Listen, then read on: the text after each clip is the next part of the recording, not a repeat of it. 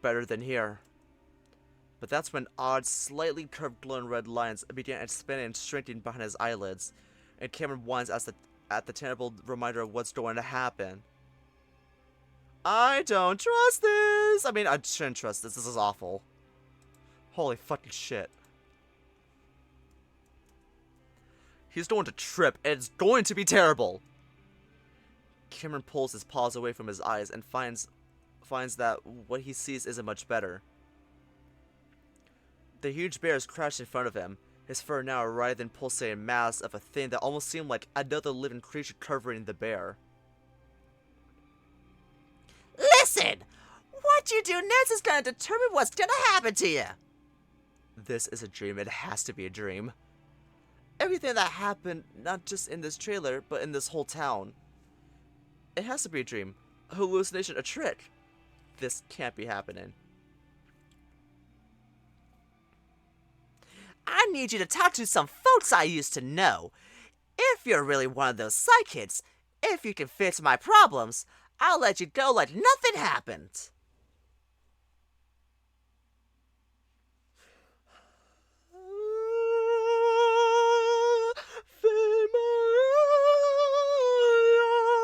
I can't. Oh god. And thus the plot begins. I love this. I like this. Okay.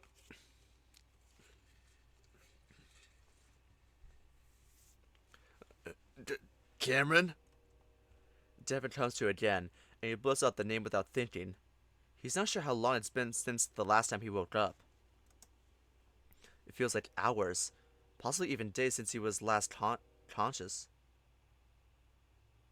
Oh my god. I bet that was... Oh god. I think a work person is trying to call me. I'm not picking that up. He'd been dreaming. Something about insects crawling and biting his arms, and tornadoes. A twisting force. His realizes then that his arms are what brought him back to the waking world. They've fallen asleep, and now the tingling is so bad that it feels like they're covered in crawling, writhing ants made of molten lead. The bear grunts in discomfort and tries to bring them down from above his head, but he isn't able to. They come up short, and he hears a rattling sound close to his ears, which twitch at the loudness. Chains? Devin freezes, keeping his eyes closed, unsure if whoever did this to him is close by. Although it's hard to think through all the haziness, the memories come back to him rather quickly. First, he remembers walking deeper into the woods before the strange bear went into his trailer to get something. He came out with a bottle of water, claiming it was for Cameron. Then, after walking further into the dense forest, they came upon a white van. The exact kind of van that would make the most people suspicious. Oh, fuck. Devin did become more suspicious, but by that time it was already too late. The old bear had pulled a gun on them, one that wasn't his shotgun, and told them both to get in the van. Ari started to run, and the other bear didn't hesitate to shoot him, aiming for his head. Devin isn't sure, but he could swear he saw a spray of something, whether it be fur, blood, or worse, fan out from the back of Ari's head before he dropped. He's dead. Oh fuck, Ari died. Devin's fingers and toes clench inward as he thinks about that moment. The sound, the suddenness of it. But mostly he remembers the way Ari fell. It was instant, like strings that held him up had been cut, crumpling so quickly that Devin is sure that he's been killed. At that point, Devin needs to see everything the old bear had told him to do, including lying Cameron on the rough desert floor. Devin tries to keep from whining as he wonders if that might be the last time he saw Cameron, and then laid down in the van and letting him bind his arms up. He thought about fighting back in the moment, but it was so quick that before he knew it, he was secured and he was made to drink from the bottle. Now he's in the very center of the tornado. A twisting force. Devin clenches his eyes shut even tighter, feeling moisture gather at the corners. Around the point is equal to force times distance.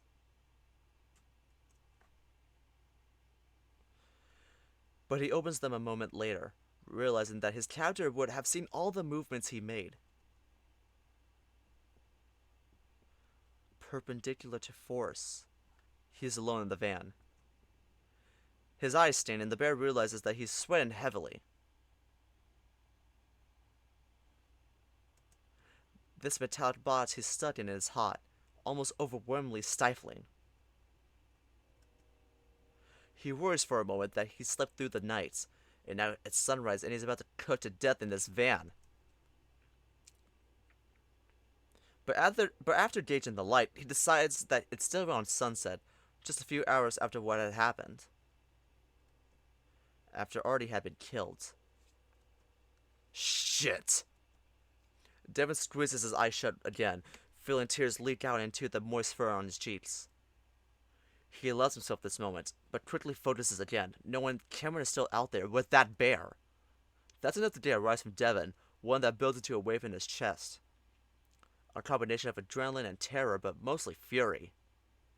While the brutality of this backwoods bear evokes fear in Devin, it also makes him angry that anyone will feel they have the right to do what the old bear did. He opens his eyes again and takes in his surroundings. He's lying flat on his back, arms stretched above his head. He can feel that it's a pair of handcuffs that are holding him in place. There's enough give that, slowly, he's able to turn over on his stomach. The action is incredibly painful, and Devin can't help but grunt loudly, his arms feeling like they might fall off as they spasm.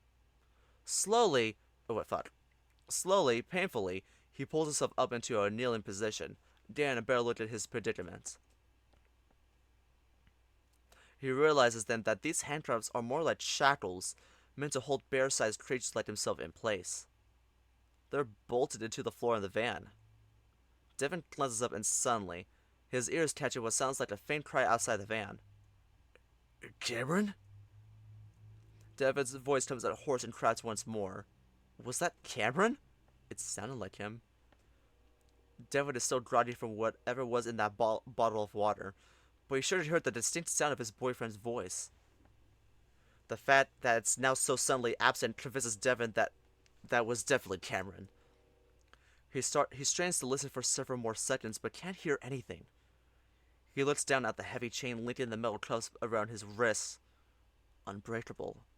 Still, he finds himself foolishly yanking at the shackles, hoping there's be some kind of give in the slightly rusted chain and bolts. Shit!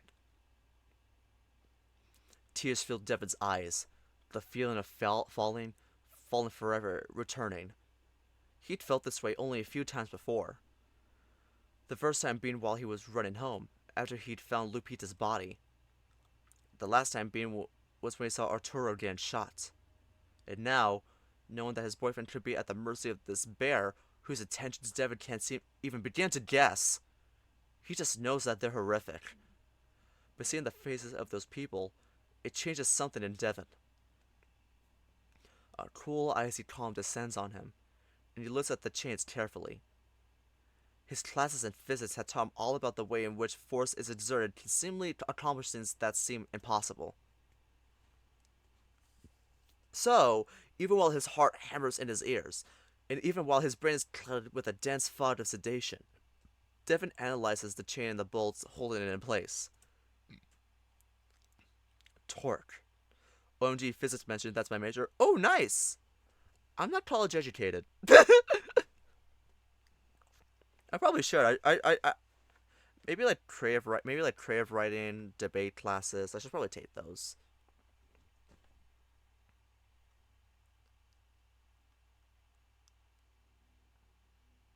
Oh god. I'm not happy for that. I'm not happy for this. Cameron stays curled up on the floor for what feels like a long time. He ultimately decided that he'd rather watch the harmless, pulsating arches dance behind his eyelids, rather than the nightmare the trailer is becoming. Wow, that's trippy as fuck. Every minute or so, the reality of the situation hits the coyote, and a burst of whimpering gasps escape his muzzle for a few minutes before fading back to only whimpering. He was staying down there until his trip was over, but Brian ended up pulling him back to where he was sitting. At this point, the coyote doesn't fight the bear, going limp while his body is pulled along. For a minute, Brian tries to get him to sit in the chair, but eventually just gives up, dropping Cameron next to the table where he just lies on the floor. The coyote listens to the old bear moving around the trailer, though it's barely audible over his own gasping sobs. Eventually, those lumbering, shuffling footsteps come closer, and Cameron knows that the old bear is crouching next to him, though the coyote still doesn't open his eyes. Listen, kid. Since you ain't gonna calm down, you're taking some Xans, got it? Cameron listens but doesn't move, afraid to do anything. Then he flinches as a rough, callous paw grabs up his chin, forcing his mouth open slightly.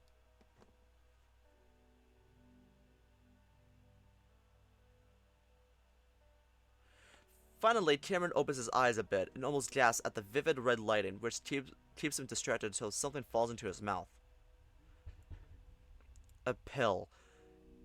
And Cameron recognizes its distinct, bar-shaped and bitter taste.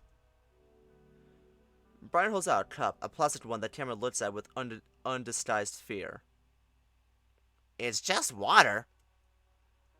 The old bear gestures at a counter where a gallon jug sits. When Cameron still doesn't move, Brian sighs. Then he gets up, grabs the cup straight out of the sink, and pours it half full before drinking it.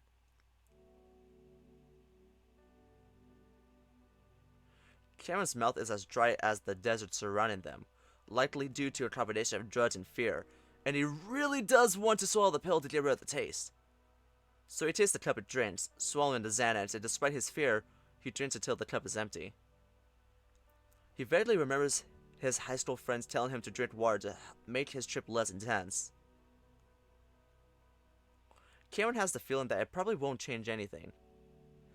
Brian takes the cup from the coyote's limp paw, and it takes Cameron a second to realize that the bear is holding out another pill that looks like a small red square.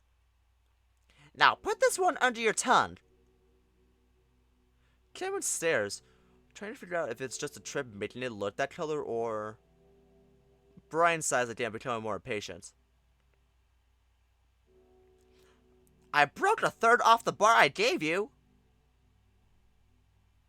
But now Cameron is sure the pill is actually red, and he draws back. A counterfeit pill, and that probably means it's cut with something. Something like opioids. I don't...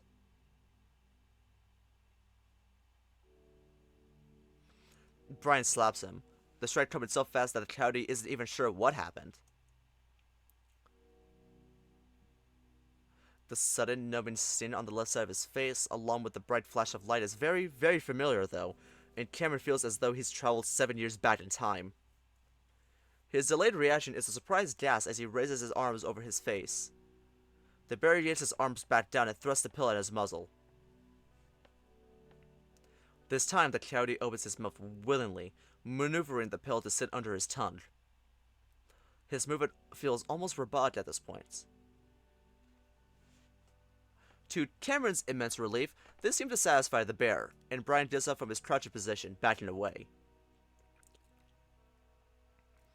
The coyote sits there a moment, then slowly drags himself under the table, huddling in a corner as tears well up in his eyes again. After going through all that, and knowing there's plenty more to go through, Cameron longs for Devon more than he ever has before.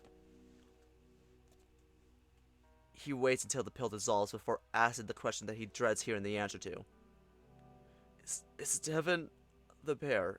Is he still alive? If this giant, violent bear had encountered Devon and Artie, there's no telling what he might have done to them. His heart drops as the bear seems to hesitate. Please tell me the truth. Cameron needs to know. The bear's fine. He's locked up, but fine. His tone sounds genuine, and even though Cameron will never trust him, he has to hold on to some hope.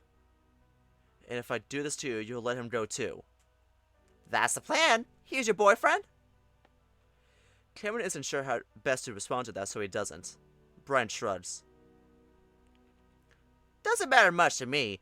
Just do what I tell you and you'll both be out of here by tomorrow. It's tried for a moment, and Brian moves to the other end of the trailer, opening the fridge and doing whatever it is he does. Cameron doesn't bother keeping track. Let me know when you start seeing shit. Got something to do real quick. Cameron blurts out the other question weighing heavy on his mind. And Arturo, the cat? Is he? Brian doesn't look back and just sighs again. Cameron doesn't ask any follow-up questions, feeling like he got his answer. The thought that Artie might be gone is too messed up for his drugged up mind, especially because he feels certain that he can't be gone. Cameron can't explain why, but he just feels it. He feels Dev and he feels Artie. Brian stands next to the door, holding a plastic water bottle.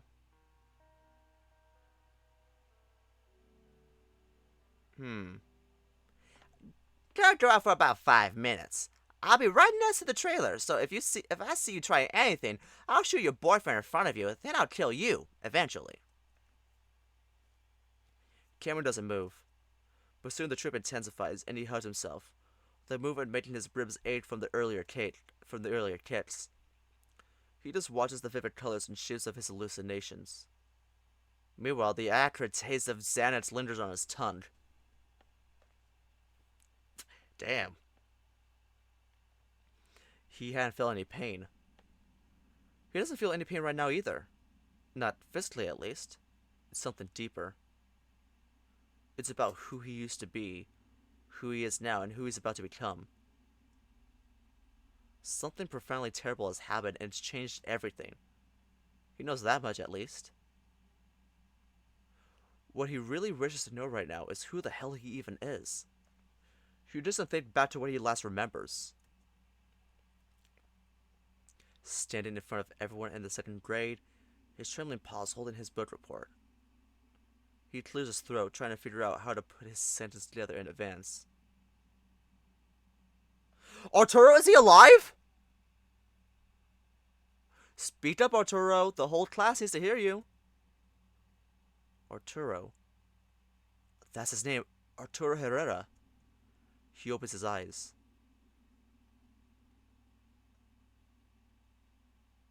He's alive! But how did he end up here? Where are his classmates? Second grade, or was it third? No, he's positive that he's at least in high school. He tries to remember what happened last. He was sitting in the junior parking lot with his girlfriend. She was upset because another girl at school was being mean to her. She's a Jaguar, sitting in the passenger seat of his beat-up sedan, one of her feet up on the dash, and he's leaning forward to kiss her on the cheek. What's her name? Sarah Mendoza? Or was it Montoya? But now he remembers that they didn't last long at all, maybe only a semester, probably because he says they're comforting people. He does always say the wrong thing at the wrong time. But he still has several girlfriends after her up until... Maria? His voice is so alien, so strange, it startles him a bit. What's even more strange is how hard it is to even say her name. He stutters, and he has to chew around the syllables like he's biting at the letters. As he does, he notices a sour taste in his mouth, and he can smell vomit. Looking at the forest floor in front of his face, and he sees a dry mess of what he sure is the source of the smell. Bits of something orange and mushy, and chunks of what he recognizes as jerky. Jesus fucking Christ, why do we need a description? Things are starting to come together, but it takes a long time, maybe even an hour as he goes in and out of consciousness. Maria, Pueblo, Devon, Psychology, Graduation, Behavioral Tech, Road Trip, Accident, Echo. Cameron, THC, Cartridge, Vision, Ghost, Panther Bear, Gunshot. Gunshots. He's been shot. It's only now that he realizes his current position. curled up on his side, arms folded up in front of his chest. He tries to move his arms, but like everything else he's trying to do, it's very difficult. His muscles feel unnervingly weak, and every time he moves, it comes with an uncomfortable twitching and trembling. Arturo stares at his paws, watching the tremors, trying to quell the panic. Finally, he slowly manages to sit up. Immediately, dizziness overtakes him, and he has to pause for several seconds before he's sure he's not going to fall back down. Once he's sitting up, his stomach turns and he dry heaves, and that's when he feels the pain. It's not terrible, but the deep, cold throb at the back of his head feels remarkably wrong. With a shaking paw, he reaches back and finally feels the damage. The fur is crusted and matted, becoming a bit damp as he gets closer to the source. His fingers brush over a slight gap, like there's a small crater in his fur. As he presses down, he realizes the crater goes past the fur and past the skin, and then he feels something oddly hard and almost sharp. Arturo gasps, realizes the stiff jet, and then he's running a finger over his broken skull.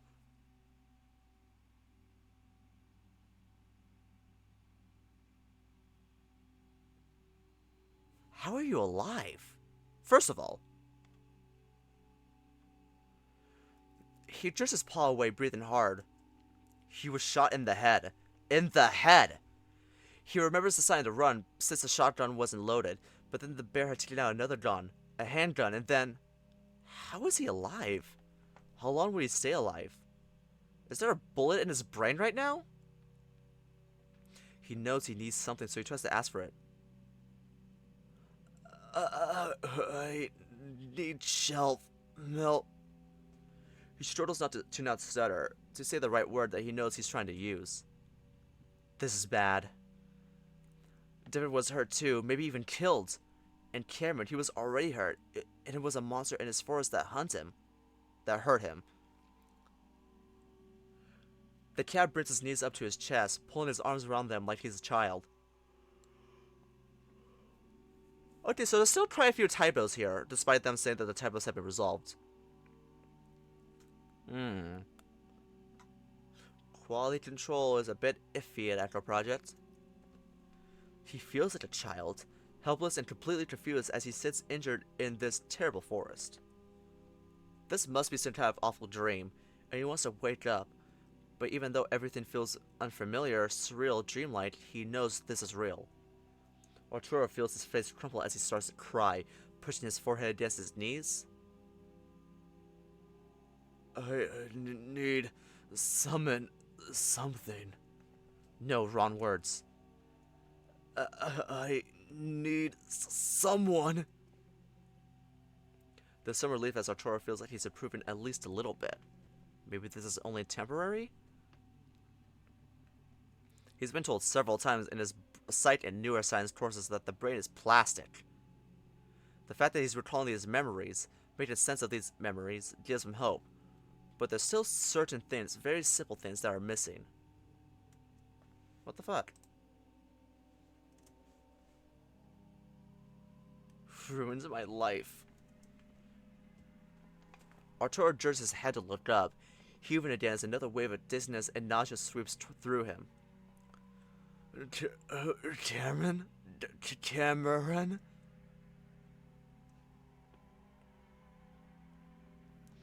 He looks in the direction of the sound and sees a trailer, partially hidden behind tree trunks and bushes about 30 feet away. His right ear pops loudly several times and he rubs at it, feeling fluid come out. Ew! He knows it's blood. The cat slowly begins to stand up and immediately gets a terrible shock as he realizes the weakness he felt in his arms is also in his legs. He struggles and stumbles his way to the tree, trying not to panic again before finally leaning up against it.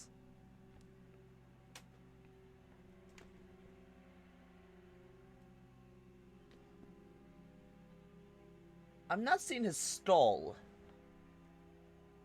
Go, I can't breathe. Oh, he's... Arturo realizes he's not the only one in this nightmare. Did the monster came back for Cam? I'm sorry.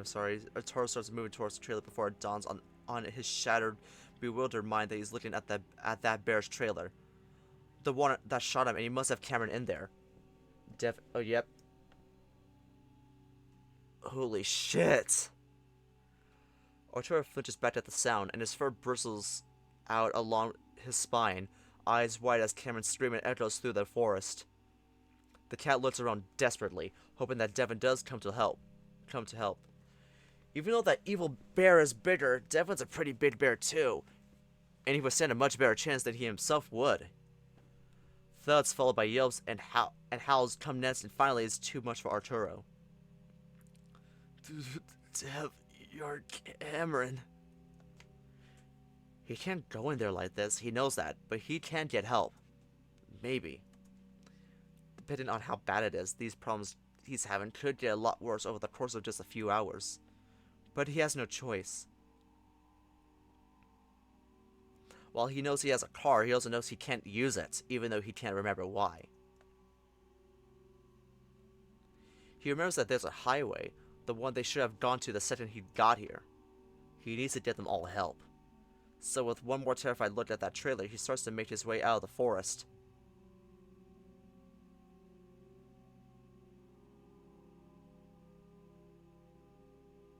At first, Arturo is filled with a sense of hopelessness as he finds out just how hard it is to walk, with his right side being almost limp. It feels like half of his muscles had just wasted away. But after some trial and error, he finds that if he widens his stance a bit and swings his arms in a way that looks a bit lopsided, he's able to keep his balance. His pace is unreasonable as well, so slowing down his panic again, he makes his way back onto the dirt road.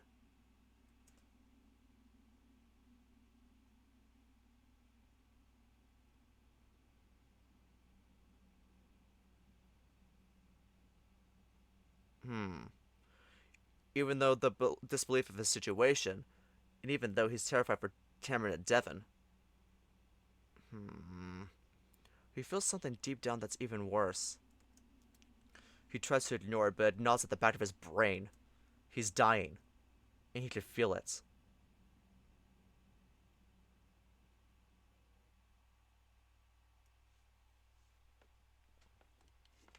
Devin struggles with his handcuffs, trying to get the chain into the position that he wants. He pulls his paws up until the chain is taut, then moves slowly in a circle around the bolts, until the chain twists on itself.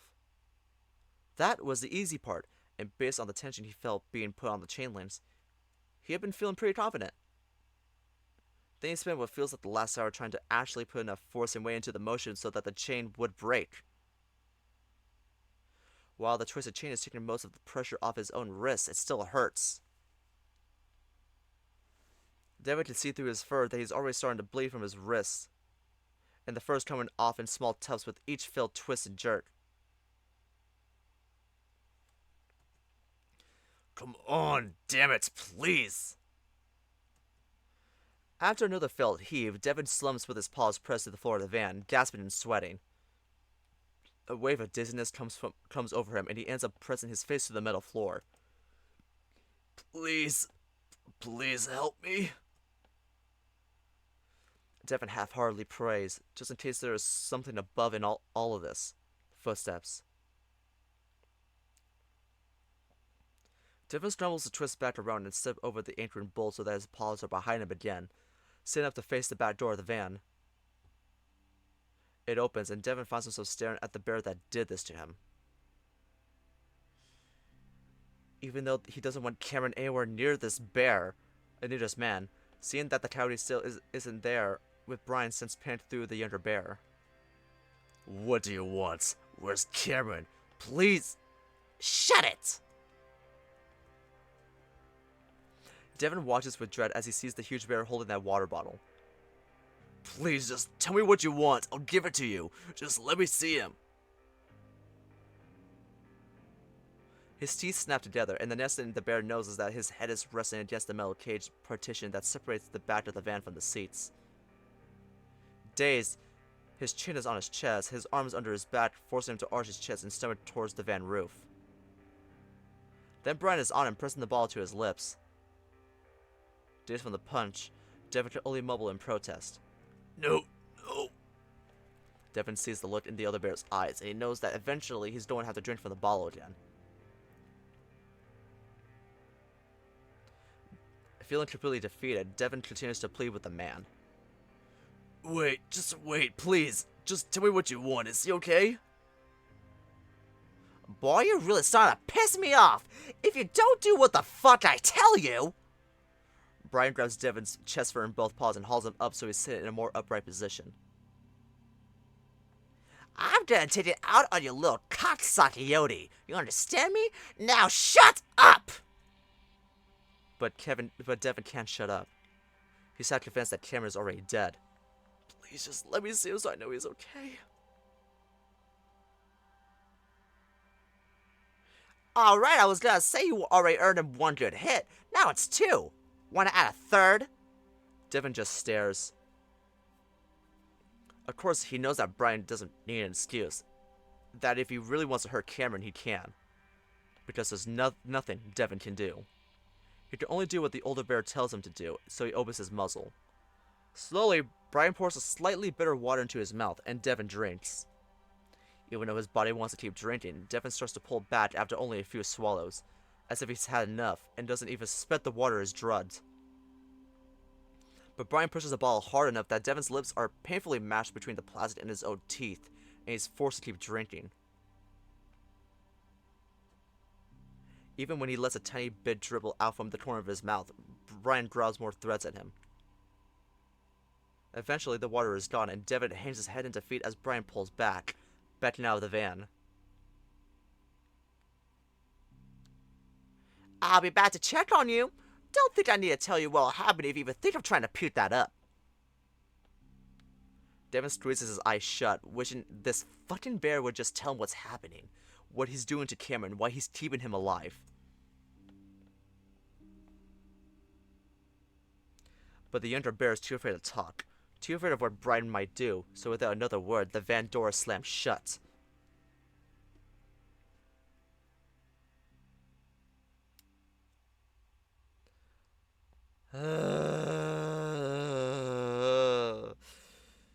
You know what? I think we're gonna end it there.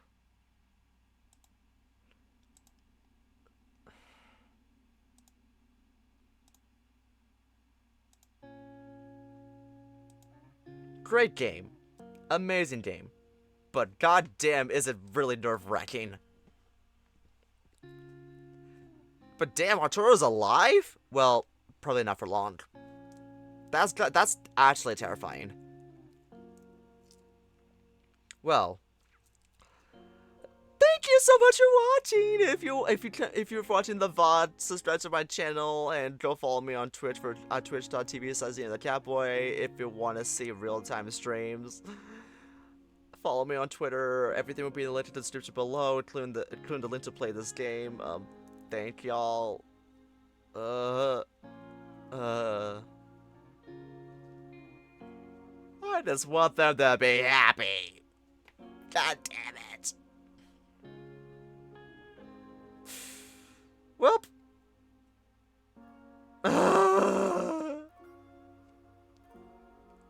Fuck. Anyway, I don't know. Thank y'all. I'll see you in the next stream. Bye.